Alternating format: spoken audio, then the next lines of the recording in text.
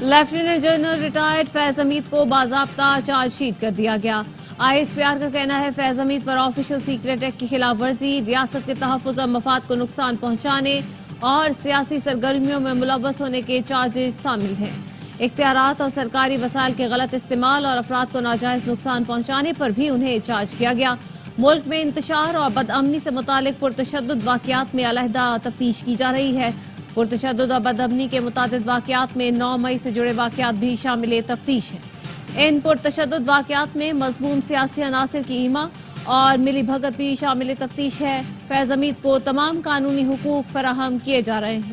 ابھی بہت کچھ ہونا ہے۔ اب صرف دعا یہ ہے کہ سزائے موت نہ ہو، عمر قید سزا ہو۔ آپ کس کے لیے کہہ رہے ہیں؟ فیض صاحب کے لیے، خان صاحب کے لیے کہ سزائے موت نہ ہو، عمر قید ہو جائے؟ دونوں کے لیے کہہ رہا ہوں، میں دونوں کے لیے کہہ رہا ہوں۔ دعا کریں سزائے موت نہ ہو، عمر قید ہو جائے۔ بانی PTI کے خلاف فیض حمید شواہد اور گواہیاں دے چکے۔ سینیٹر فیصل واوڈا کی پروگرام 11th آور میں گفتگو، سوال کے جواب میں بولے میں فیض حمید اور بانی PTI دونوں کی بات کر رہا ہوں۔ ایسا نہیں ہو سکتا کہ فوج اپنے فوجی کا ٹرائل کرے اور دوسرے کا نہ کرے۔ سپاہ سالار نے اپنے ادارے کے تگڑے انسان کو بھی ٹرائل میں کھڑا کیا۔ ارشد شریف کا کیس بھی ابھی باقی ہے۔ بانی PTI کے ساتھ اور بھی کئی لوگ اس میں آئیں گے۔ مراد سعید، حماد اظہر کیوں بھاگے ہوئے ہیں؟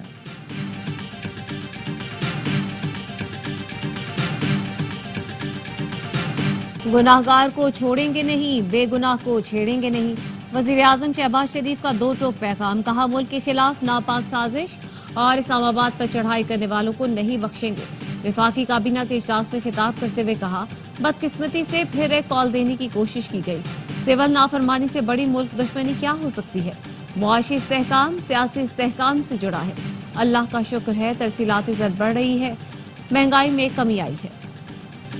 D Chowk per order to kill Shahbaz شریف نے دیا۔ وزیر اعلیٰ خیبر پختونخوا کے قتل کی کوشش کی گئی، ذمہ دار شہباز شریف ہیں، جواب دینا پڑے گا۔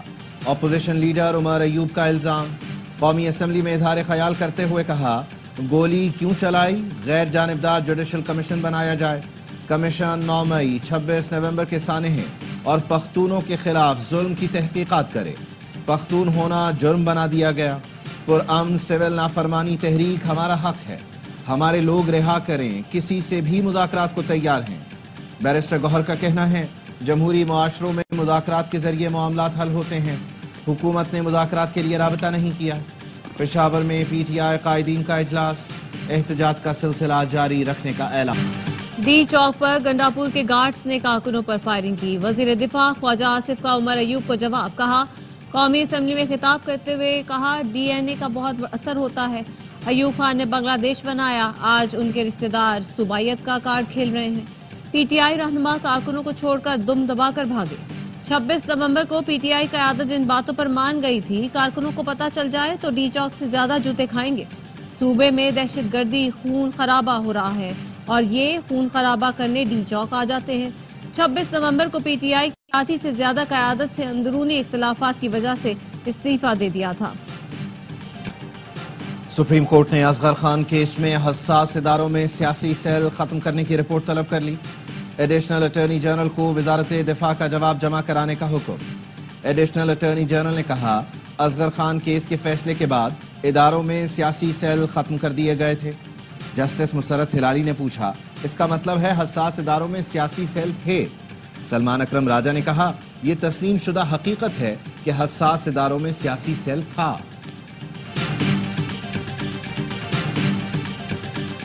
سپریم کورٹ کا 9 مئی کے واقعات پر جوڈیشل کمیشن کے لیے بانی PTI کی درخواست سماعت کے لیے مقرر کرنے کا حکم۔ فوجی عدالتوں میں سویلینز کے ٹرائل کا کیس، سپریم کورٹ نے زیر حراست افراد کو عام جیلوں میں منتقل کرنے کی لطیف کھوسہ کی استدعا مسترد کر دی۔ توہین عدالت کیس میں بانی PTI کو نوٹس کیا تو انہیں یہاں پیش کرنا پڑے گا، اس حوالے سے ہدایات لے لیں۔ سپریم کورٹ کے آئینی بینچ کے سربراہ کے ریمارکس، جسٹس جمال مندخیل نے کہا توہین کا معاملہ عدالت اور توہین کرنے والے کے درمیان ہوتا ہے، عدالت آپ کو راستہ دکھا رہی ہے۔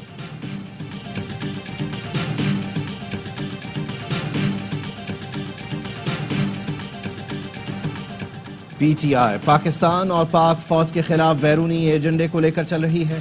یہ جماعت فوج کو کمزور کرنا چاہتی ہے، انتشار پھیلانے والے کسی شخص کو نہیں چھوڑیں گے۔ وزیر اطلاعات عطا تارڑ کہتے ہیں ٹارگیٹڈ مہم کے ذریعے صحافیوں کو نشانہ بنایا جا رہا ہے، ان کی تفصیلات شیئر کی جا رہی ہیں، نقصان پہنچانے کا ارادہ ہے۔ بطور وزیر اطلاعات نوٹس لیا ہے، کسی ایک کو بھی نہیں چھوڑا جائے گا، فیصلہ کن کارروائی کر کے مثال قائم کریں گے۔ یوگ میں سیکیورٹی فورسز کی کارروائی، فائرنگ کے تبادلے میں 15 خارجی مارے گئے۔ سپاہی عارف الرحمان بہادری سے لڑتے ہوئے شہید ہو گئے۔ ہلاک خارجیوں سے اسلحہ گولہ بارود برآمد۔ ISPR کا کہنا ہے بہادر جوانوں کی قربانیاں ہمارے عزم کو مزید مضبوط کرتی ہیں۔ صدر زرداری، وزیر اعظم اور وفاقی وزیر داخلہ کی کامیاب آپریشن پر فورسز کو مبارکباد۔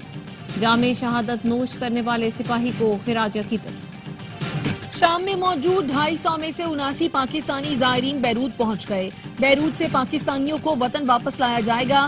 وزیر اعظم شہباز شریف کی زیر صدارت کابینہ اجلاس میں بریفنگ۔ شام میں پھنسے پاکستانی زائرین کی حکومت سے اپیل کی ہے کہ وطن واپسی کے لیے مدد کی جائے۔ 2 دن سے شام میں محصور اور شدید مشکلات سے دوچار ہیں۔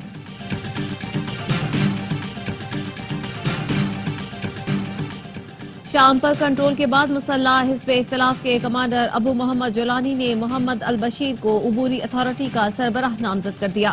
گزشتہ روز حیات تحریر الشام کے آپریشن کمانڈر احمد الشرح نے وزیر اعظم محمد الجلالی سے ملاقات کی۔ شامی وزیر اعظم نے اقتدار منتقل کرنے پر رضامندی کا اظہار کیا۔ دمشق میں حالات معمول پر آنے لگے۔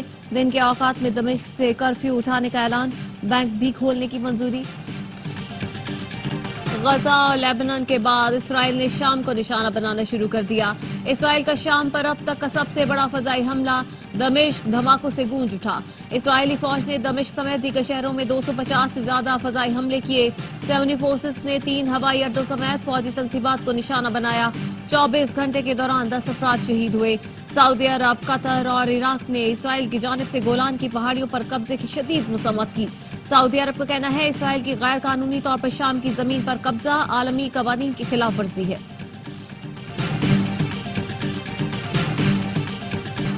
وفاقی کابینہ نے مزید 8 IPP سے ٹیرف پر نظر ثانی کی منظوری دے دی۔ IPPs میں JDW، چنیوٹ پاور، حمزہ شوگر، المعیز پاور پلانٹ شامل ہیں۔ وفاقی کابینہ کو بتایا گیا فیصلے سے خزانے کو 200 ارب روپے کی بچت ہوگی۔ دسمبر میں کراچی کے سوا ملک بھر کے بجلی صارفین کو ریلیف ملے گا۔ کے الیکٹرک صارفین سے جولائی کی فیول ایڈجسٹمنٹ کی مد میں فی یونٹ 3 روپے 3 پیسے وصول کرے جائیں گے۔ رواں ماہ کے ای صارفین کو 1 ماہانہ اور 1 سہ ماہی ایڈجسٹمنٹ کا بوجھ برداشت کرنا ہوگا۔ باقی ملک کے صارفین کو دسمبر میں اکتوبر کی ایڈجسٹمنٹ کا 1 روپیہ 14 پیسے کا ریلیف ملے گا۔ پاکستان اور جنوبی افریقہ کا پہلا T20، پروٹیاز نے گرین شرٹس کو جیت کے لیے 184 رنز کا ہدف دے دیا۔ پاکستان کے 3 کھلاڑی 95 رنز پر پویلین لوٹ گئے۔ ڈربن میں میزبان ٹیم نے پہلے کھیل کا 9 وکٹ پر 183 رنز جوڑے۔ ڈیوڈ ملر 40 گیندوں پر 82 رنز بنا کر نمایاں رہے۔ جارج نے بھی 24 گیندوں پر 48 رنز کی جارحانہ اننگز کھیلی۔ شاہین آفریدی اور ابرار احمد نے 3 وکٹیں اڑائیں۔ عباس کے حصے میں 2 وکٹیں آئیں۔ ہدف کے تعاقب میں شاہینوں کی بیٹنگ جاری۔ میچ اے سپورٹس پر براہ راست دکھایا جا رہا ہے۔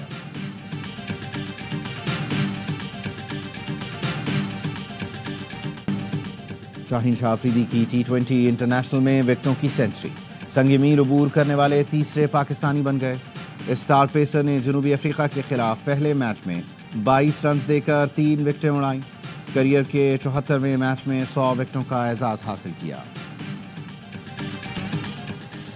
چیف جسٹس یحییٰ آفریدی کا دورہ بلوچستان، دوسرے روز چیف جسٹس کا سب جیل گوادہ کا دورہ۔ چیف جسٹس نے قیدیوں کو فراہم کی جانے والی سہولتوں کا جائزہ لیا۔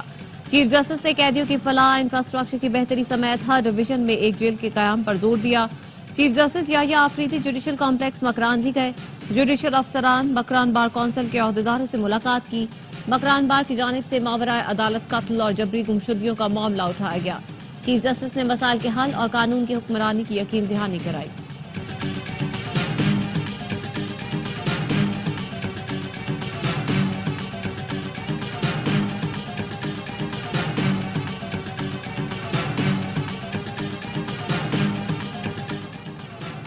گجرات کی مقامی عدالت نے دوہرے قتل کے کیس میں چودھری مونس صلاحی کو اشتہاری قرار دے دیا۔ یاسر اور یوسف کے قتل کیس میں نامزد ملزم کے انکشاف پر مونس صلاحی کو نامزد کیا گیا تھا۔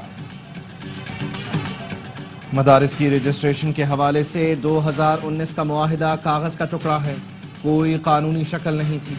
جے یو آئی رہنما حافظ حمداللہ کہتے ہیں کیا مشاورت کے وقت پیپلز پارٹی اور نون لیگ کے ارکان کی آنکھیں بند تھیں یا صرف آئینی ترمیم کے لیے دھوکہ کیا گیا؟ مدارس کو وزارت تعلیم کے ماتحت کیا تو حکومت نصاب میں مداخلت کرے گی اور سرکاری تعلیمی اداروں کی زبوحالی سب کے سامنے ہے۔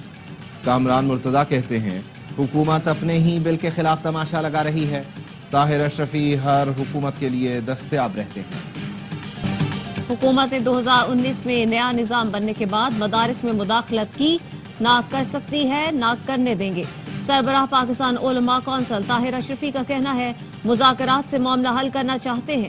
10 بورڈ وزارت تعلیم سے رجسٹریشن پر متفق ہیں۔ مولانا فضل الرحمان اور ان کے لوگ وزارت صنعت سے رجسٹرڈ ہونا چاہتے ہیں تو وہ جانے اور حکومت جانے۔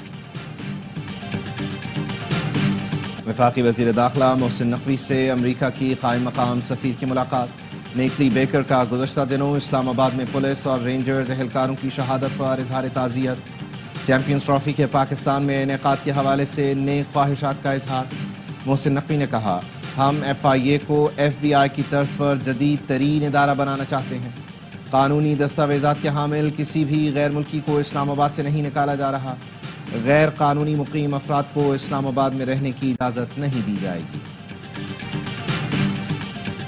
وزیر اعلیٰ پنجاب مریم نواز کا دورہ چین، بیجنگ میں communist party of China international department کے وزیر سے ملاقات۔ مریم نواز نے کہا پاک چین تعلقات کے فروغ میں کمیونسٹ پارٹی آف چائنا کا کردار کلیدی حیثیت رکھتا ہے۔ لوکل گورننس اور دیہی ترقی کے لیے چین کے تجربات سے فائدہ اٹھانے کے خواہش مند ہیں۔ ووکیشنل ٹریننگ پروگرام کے سلسلے میں چین سے بھرپور تعاون چاہتے ہیں۔ چین اور پنجاب کے ثقافتی روابط کے لیے پائیدار اقدامات کریں۔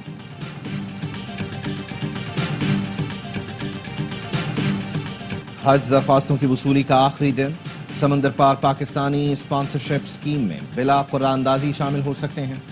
ترجمان وزارت مذہبی امور کے مطابق اب تک 75,337 حج درخواستیں جمع کرائی جا چکی ہیں۔ غزہ میں اسرائیل کی دہشت گردی جاری، صہیونی فورسز کی رفح، جبالیہ اور نصیرات کی پناہ گاہوں، عمارتوں اور اسپتالوں پر گولہ باری۔ مزید 50 فلسطینی شہید اور 112 زخمی ہو گئے۔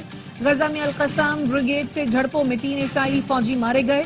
لبنان میں بھی اسرائیلی طیاروں کی بمباری سے 1 شخص ہلاک اور 3 زخمی ہو گئے۔ جنوبی لبنان میں سرنگ میں دھماکے سے 4 اسرائیلی فوجی مارے گئے۔ سوار محمد حسین شہید نشان حیدر کا 53واں یوم شہادت۔ میجر جنرل انتخاب عالم نے شہید کے مزار پر حاضری دی، پھول رکھے اور فاتحہ خوانی کی۔ 71 کی پاک بھارت جنگ میں فرض شناسی اور ہمت سے دشمن کے 16 ٹینک تباہ کیے۔ وزیر اعظم شہباز شریف کا خراج عقیدت، کہا سوار محمد حسین نے دشمن کی طاقت کے نشے اور عددی برتری کے غرور کو خاک میں ملایا۔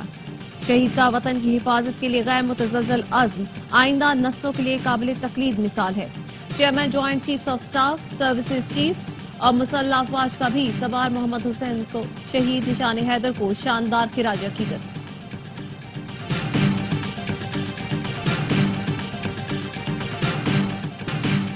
Army chief general Asim Munir سے کیمبرین پیٹرول گولڈ میڈل جیتنے والی ٹیم کی ملاقات۔ برطانیہ میں منعقدہ کیمبرین پیٹرول میں دنیا بھر سے 143 ٹیموں نے شرکت کی۔ پاک فوج کے دستے نے بہترین مہارتوں کا مظاہرہ کر کے 6ٹھی بار گولڈ میڈل جیتا۔ آرمی چیف نے بین الاقوامی پلیٹ فارم پر پاکستان کا نام بلند کرنے پر ٹیم کو سراہا۔